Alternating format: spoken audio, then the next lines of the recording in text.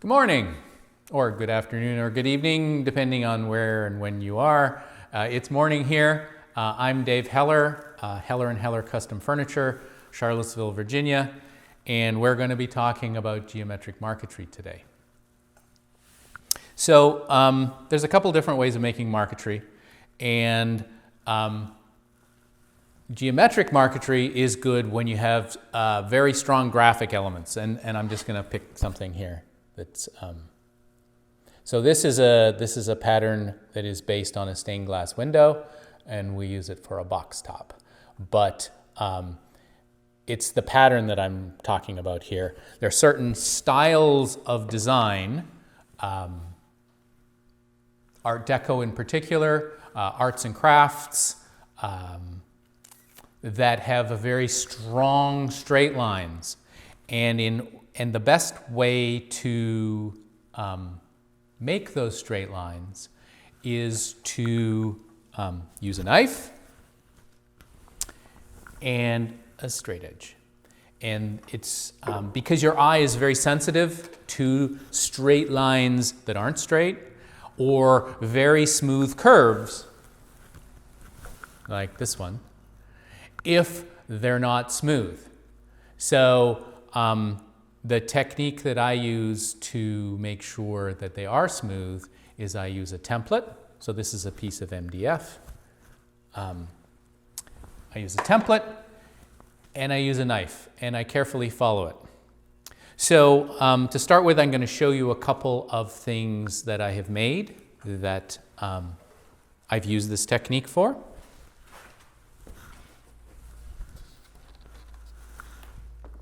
This would be the obvious one, a chessboard. So if the lines weren't really straight, it would be distracting to your eye. So not only is there a strong graphic element here, but the border edging is these nice crisp straight lines. And it's elegant, it lets the wood grain show off.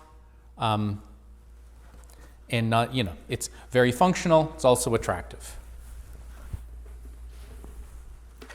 So, another game board.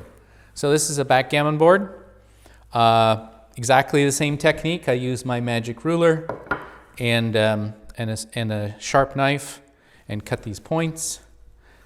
2 sets of them, and nice crisp lines. And I've made a series of pieces of furniture that also use these techniques. And Joshua's going to show you some pictures of that right now.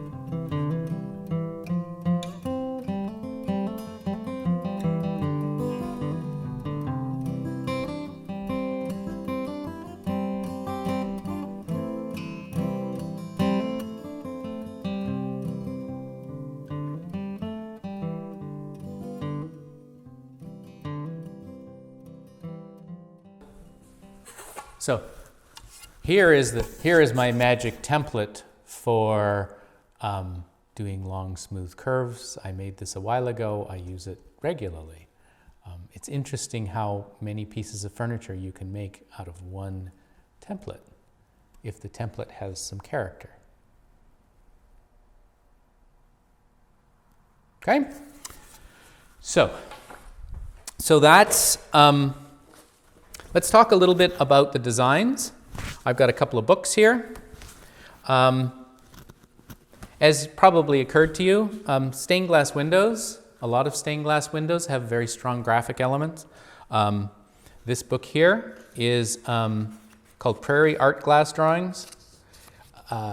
These are all Frank Lloyd Wright windows from the early 1900s. Art Deco, which was in Europe at the same time as the arts and crafts and prairie design were strong in the US. This is a quilting book. Quilting designs are excellent for geometric marquetry if you don't feel up to creating your own ones. Here is another stained glass window book, and here's another stained glass window book, which is, again, in the prairie style. There's lots of books out there. And if you go to Art Deco architectural books, and you look at the friezes, you look at the window treatments, you look at the elements that are sort of the secondary design elements in an Art Deco building, they are fabulous, really fabulous patterns, which are very conducive to being made this way. So, now I'm going to talk about the tools that we use. If you're the kind of person who really likes to take up a new woodworking thing with lots of tools, this is not like that. This is very simple. Our basic tool, as I said, is a ruler. I like to have sandpaper on the downside, because that way I can put it on a piece of veneer and I know it's going to stay where I put it. This is my weapon of choice. It is an Olfa cutter with Japanese blades. So the black blades are much sharper than the silver ones. And you can buy them in boxes of 50. And that's a lifetime supply even for me. They are great blades. They are really, really sharp. I encourage you to get one of these, which is a thing for putting all the broken blades in, because even when they're too dull to be used for this, they're still really sharp. So I have a pair of pliers to break my blades. I have a pencil, because I do. When I need to do curved pieces, so this one. When I was tracing that, I used an X-Acto number 2. So it is the big brother of the X-Acto number 11, which is used for graphic arts. I find the number 11 points break off too frequently, and I get fed up with replacing the blades all the time. So the number 2 is for stiffer materials. It's a little bit bigger. Of course, it doesn't fit the same handle.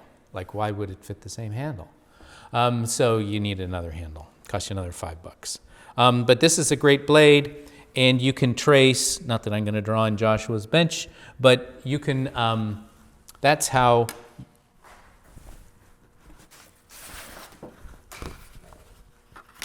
you cut these. I dropped one on the floor. There's another one. I will, safety tip of the day. When you're holding this very carefully on something and you're going like this, if you stick your finger out just beyond the edge of the MDF, you will cut it, and it hurts, and it bleeds a lot, and you get it on your veneer. It's a drag. So don't do it. I can say this from personal experience. It's very easy when you're going like this and you're holding it all down. What you're supposed to do is tape it down, and so do it, okay? I don't tend to tape because I don't like to take the time, but I did cut a good chunk out of one of my thumbs.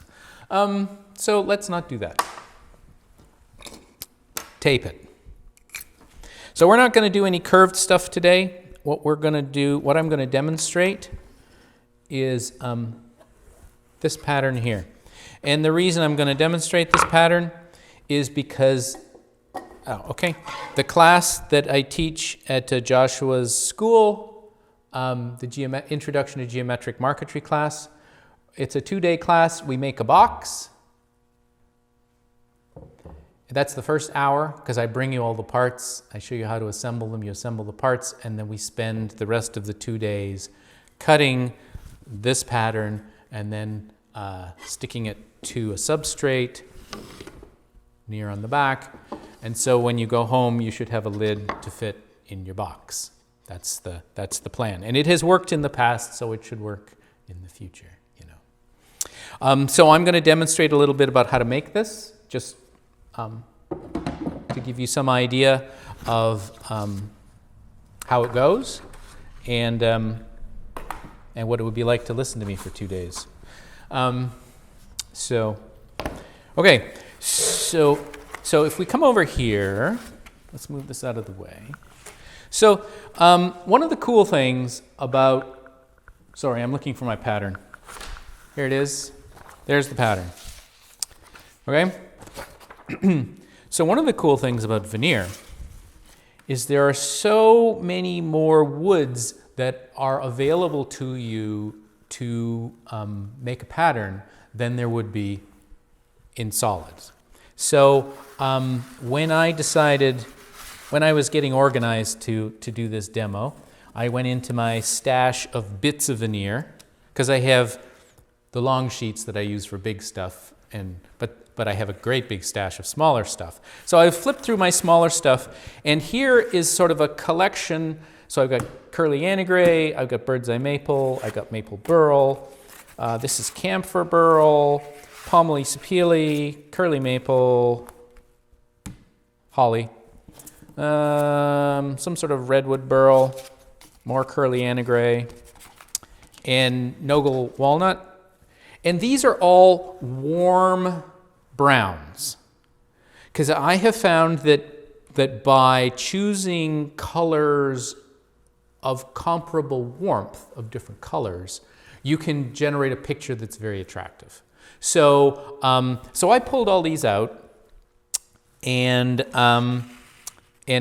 I decided that, because I haven't made the box yet, right? Normally you would make the box first, and then you would make the lid to match the box. So I've decided that I'm making a walnut box.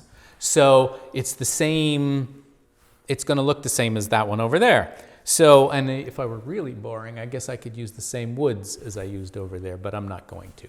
So what I did was I pulled out a series of woods that I thought would be attractive with walnut. And if you think about it, the framing, which is the box, is going to be walnut. So in my pattern, I have decided I'm going to, and I have recently come into a big stash of this stuff, which is called palmely sapele. And so I'm going to use that as the background wood. So in the pattern, it's going to be this one, this one, this one, this one. You know, it's going to be all this stuff around the outside. So it's going to be this rich, dark, reddy brown. So the central element, which is the main design element, that's the visual thing that your eye hooks on, I want to contrast that with the palmely sapele. So I'm going to go with some lighter woods, and I'm going to use a dark brown for the equivalent of the lead in the windows.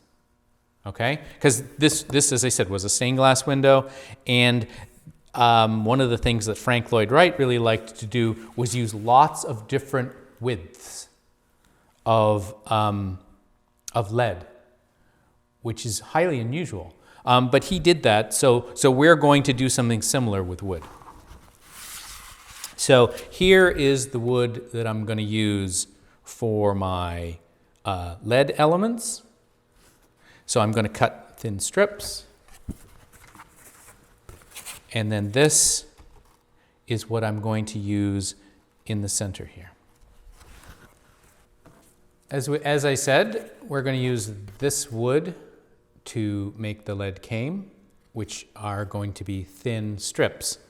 And funnily enough, I'm going to use a template to make the thin strips in a uniform size.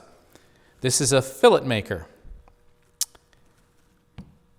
So it has notches, which would be very difficult for you to see, on each of the 4 corners of this piece of wood. So this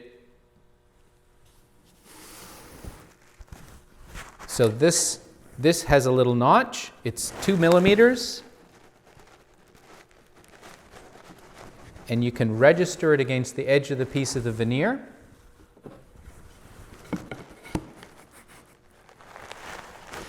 Place your straight edge, and that's a strip that is uniform in width, the length of the piece of veneer. And it's supposed to be 2 millimeters. It's actually about 3. and that's some offsets. So this is provided as part of the class, along with one of these. So this is what we're going to use. So register it, put the straight edge against it, take my sharp knife,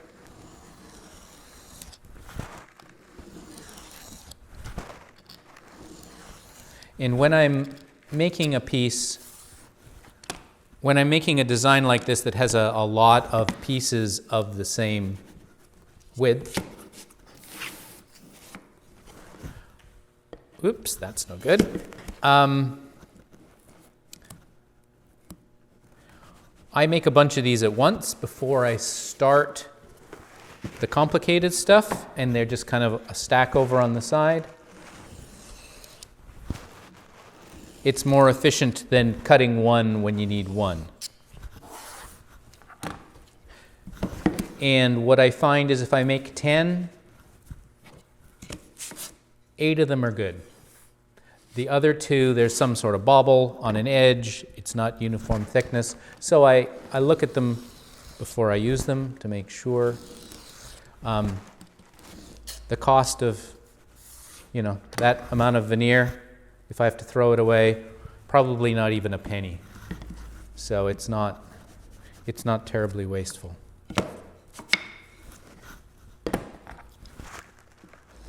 So sorry for the boring part, but this is very necessary. So 4 pieces are plenty for our demonstration today, so I can set that aside for a little while. So if I look at my design, I'm going to start in the center. You always want to start in the most complicated area, especially if it's in the center, and radiate out. This pattern is very symmetrical, and it is very balanced as well as symmetrical, because even the part, so it's symmetrical left to right, but it's also balanced top to bottom. So when you make something like this, you want to make the elements, so you want to make them, so when I'm going to make this whole center section, then I'm going to make this section, then I'm going to add these guys, then these guys, then these guys, and then I'm going to make the top section. There's a real pattern to it to maximize the likelihood that that you've got good rhythm. Because, say, for example, you started over here and worked, I can't even imagine how that would work, getting this side to look exactly the same as this side. But when you do them at the same time, it's much easier. So I rarely measure anything when I'm doing this because I use my template as my master, but I'm going to cut this piece to width, and it's 6 millimeters.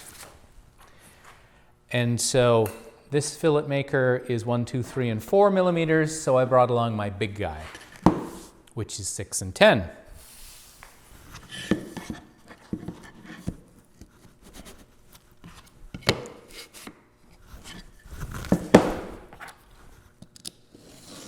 When I'm cutting veneer, never in a hurry.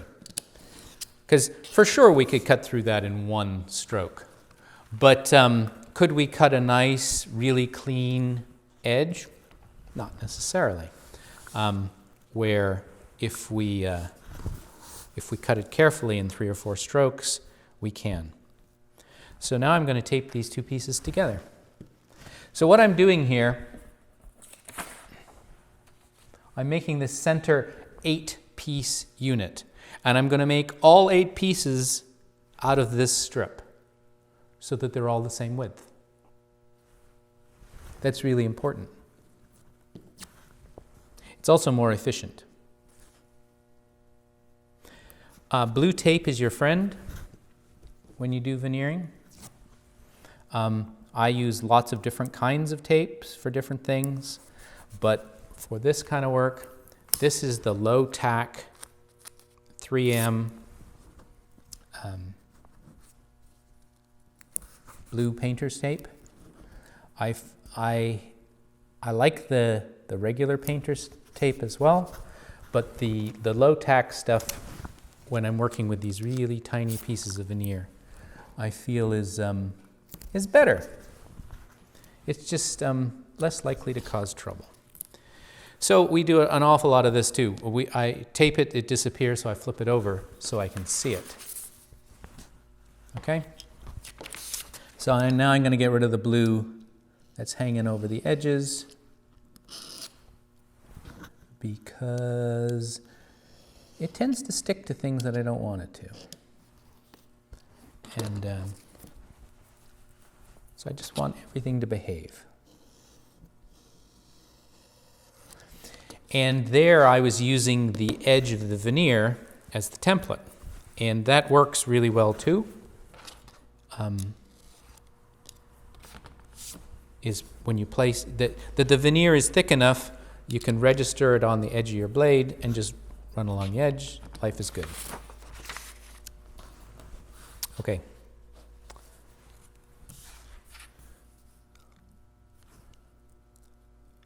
So there is a single element.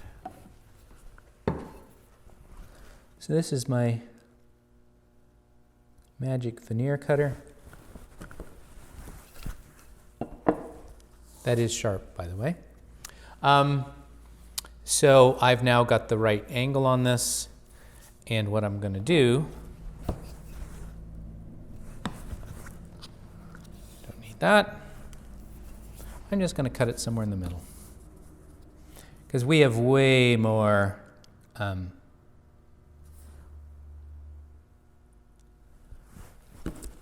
brown and beige than we need. So this is what we're going to do. See, we're going to, I guess I don't need to have it on the show face. Line up the end.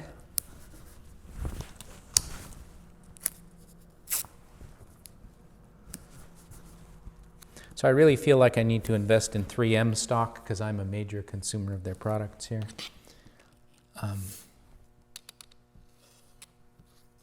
I've tried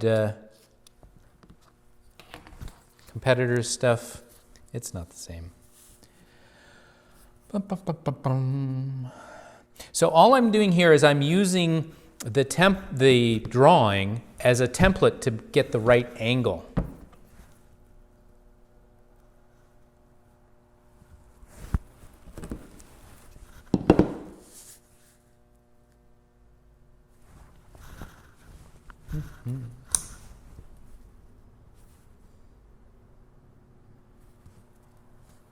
So what I should do is I should then cut that at the end, but instead I just line it up carefully, and then I don't have to cut it at the end. Okay, so there's my block of 4.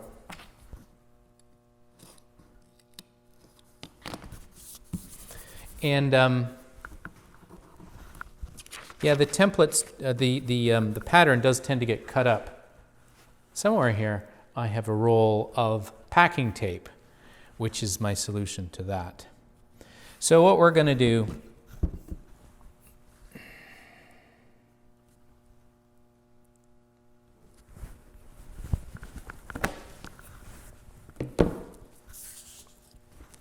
and then you go like that, and we've got both halves. Put this in here.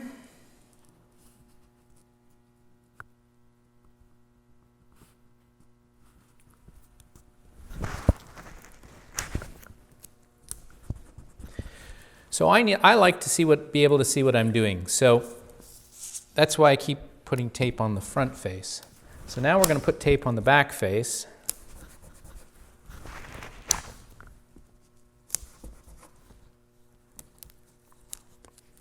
Then I'm going to take the tape off the front face so I can see what I'm doing again.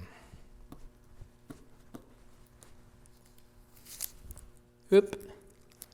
Well, that was unfortunate. I just tore off the that bottom piece. It just so happens, because I've made this pattern before, that I know I have to take that off anyways. So that worked out. Or it didn't not work out, if you know what I mean. But Okay, so there it is right there. So what I'm going to do right now is I am going to tape it. So there are very faint lines all over this drawing that maybe you can see and maybe you can't. They're the extensions of these lines. So I am going to put my ruler on one corner. I'm going to extend this line in both directions, and then I'm going to do the same on the other side. Okay. I'm going to carefully position the piece. Put a piece of tape down there. Put a piece of tape up here. So now it's locked in position. Whoop! Ooh, that was almost exciting. I've carefully lined it up with that.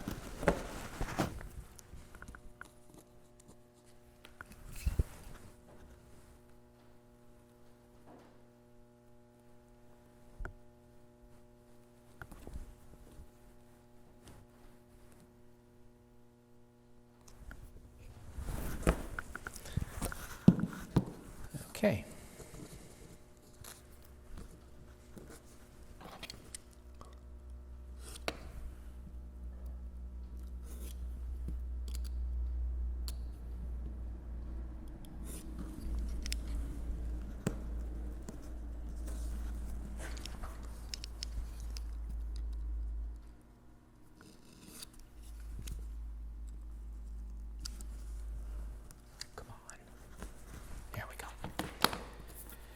Okay,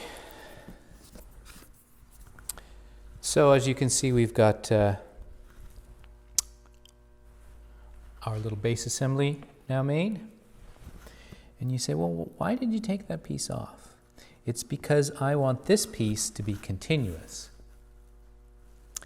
And so I needed it to not be cut. So what I'm going to do, I'm now going to put some pieces on here.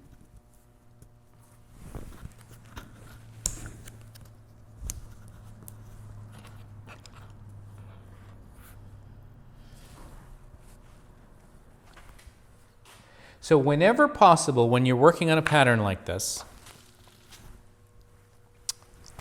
I want to cut this piece and this piece at the same time. I want my lines to be as crisp and tight as possible. So what I'm going to do is put this piece on before I cut this piece and this piece so that I have a cleaner line.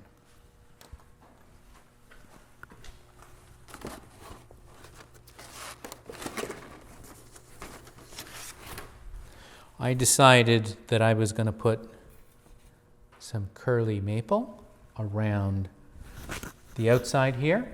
That's the same as that box over there had, and I liked it over there.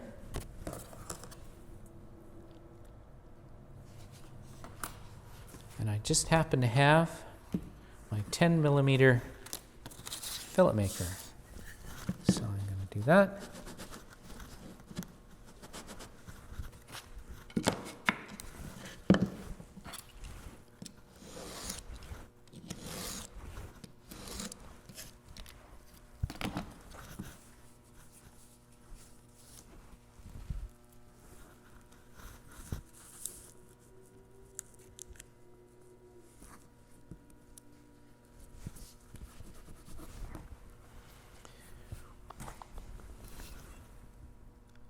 So now I'm going to use my existing piece as a straight edge, put my chisel along it, cut it like that.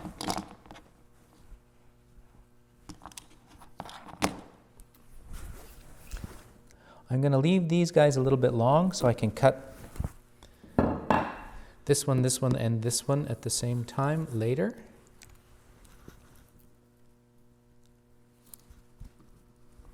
Now I can cut that one.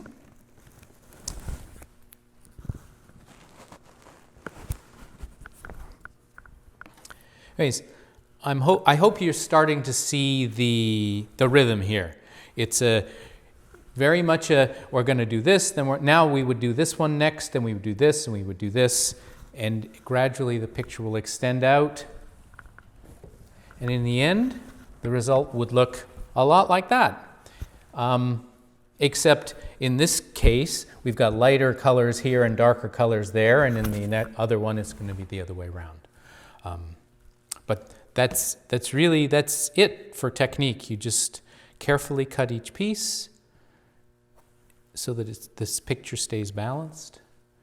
And then once it's all done, and we've got this massive blue thing, then we put this, which is veneer tape, on the surface and take the blue tape off, and then we glue the piece up. So that's it's a very simple technique, but you can make as complex a picture as you would like. So I hope you thought that was useful, and talk to you again. Hi, I'm Joshua Farnsworth. If you like this video, I've got a whole bunch of other free woodworking videos and articles at my website, which you can visit by clicking right here. You'll go to woodandshop.com. Down here, if you click, you can subscribe to my YouTube channel. And over here are some really great other videos that I think you might like to check out.